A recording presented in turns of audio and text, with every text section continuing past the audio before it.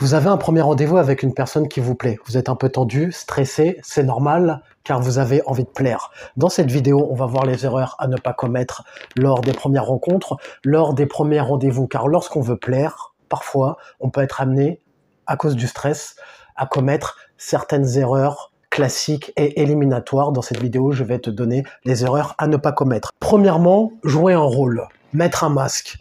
Lorsqu'on est un peu perdu, on va sur Internet voir certains coachs en séduction qui vont vous donner certains conseils, et ce qu'on peut être amené à faire, c'est chercher à les imiter. Mettre un masque, jouer un rôle, taquiner, parce qu'on vous a dit qu'il fallait être différent, qu'il fallait être challengeant, qu'il fallait se démarquer, donc qu'il fallait se comporter d'une certaine manière pour pouvoir faire la différence, rabaisser les femmes, les taquiner, pour se montrer au-dessus d'elles, pour montrer qu'on est un homme de haute valeur, un alpha, ou quoi que ce soit. Le problème avec ça, c'est que lorsque tu te comportes comme ça, tu joues un rôle. Tu n'es pas toi-même, tu n'es pas naturel, et les personnes ressentent lorsque nous ne sommes pas naturels. Les personnes, que ce soit les femmes ou les hommes, ressentent lorsqu'on a une personne en face de nous qui n'est pas naturelle. Et si tu envisages d'avoir une future relation avec la personne que tu vas voir en rendez-vous, tu ne mettras pas un masque sur du long terme.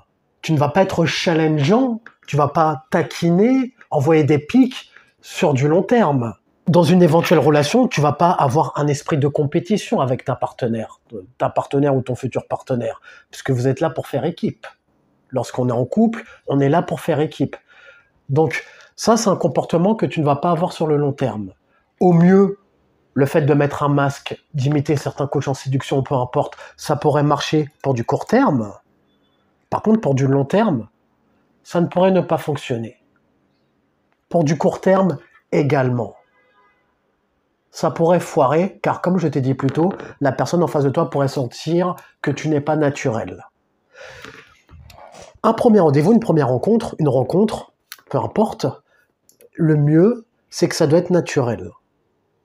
Ça, c'était une erreur que je commettais lorsque je débutais, lorsque j'apprenais. Je m'inspirais de certains coachs de séduction. J'essayais de retransmettre des punchlines que j'avais vues sur Internet, sur YouTube ou quoi que ce soit. Un coach qui va dire une telle phrase, et moi, de manière mécanique, je me disais, je vais essayer tiens, j'ai vu cette phrase-là, ça a bien marché, je vais essayer de la reproduire dans un contexte différent, ce qui ne fonctionnait pas.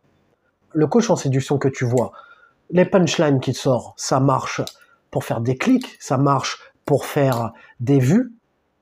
Par contre, dans la vraie vie, ça ne fonctionne pas systématiquement.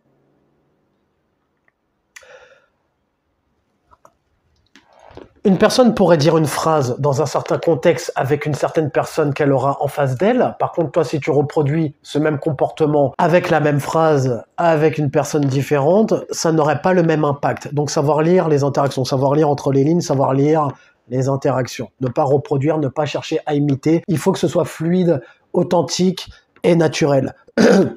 Le fait que tu taquines une femme, par exemple, ou peu importe, ça viendra naturellement, si l'occasion se présente. Si l'occasion se présente pas, cherche pas à taquiner ou peu importe, sois naturel, normal. Moins t'en fais, moins t'as de chances de faire des erreurs. La deuxième erreur à éviter les sujets polémiques. C'est un classique celui-là, les sujets polémiques. Religion, politique, relations, homme-femme, et pire, parler de ses ex. Le fait de parler de ses ex, c'est un sujet qui n'a pas lieu d'être. Les ex, tes ex, c'est ton histoire ancienne, c'est du passé.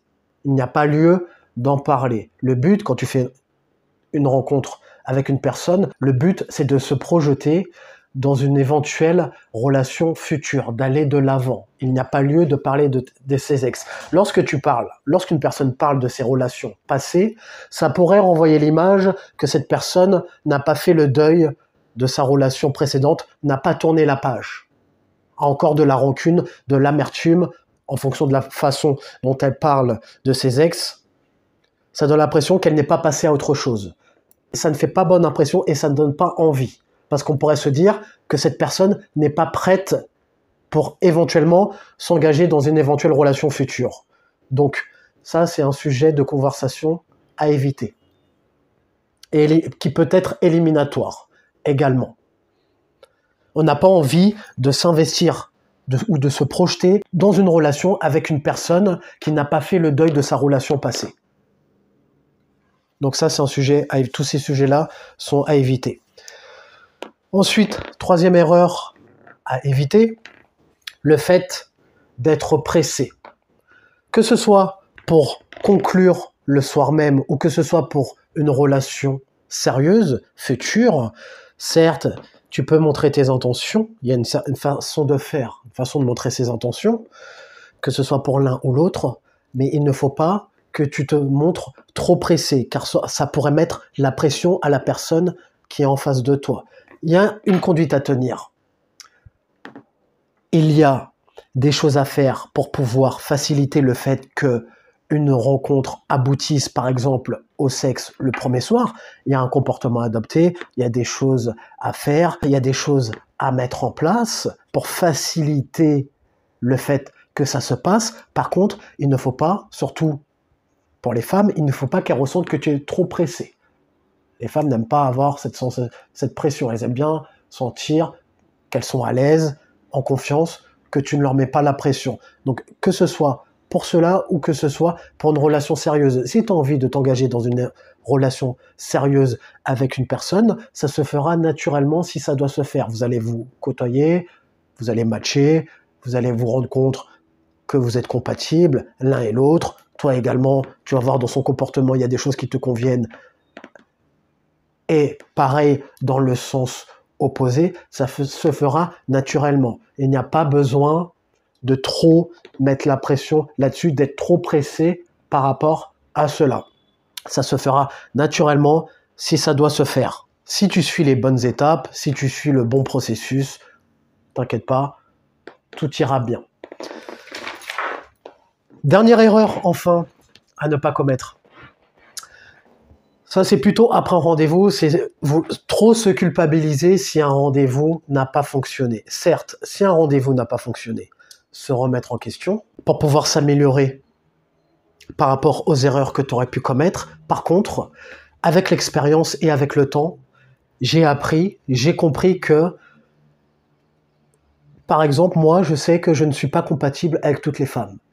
Avant, ce que j'avais tendance à faire, quand j'avais un rendez-vous qui ne convertissait pas, j'avais tendance à le prendre pour moi. C'est de ma faute, je suis nul, les coachs en séduction regardent, eux, ils convertissent tous leurs rendez-vous. C'est l'image que j'avais, c'est l'image qu'ils veulent te renvoyer, sauf que les rendez-vous qui ne fonctionnent pas, les coachs sur YouTube, ils vont pas te les montrer.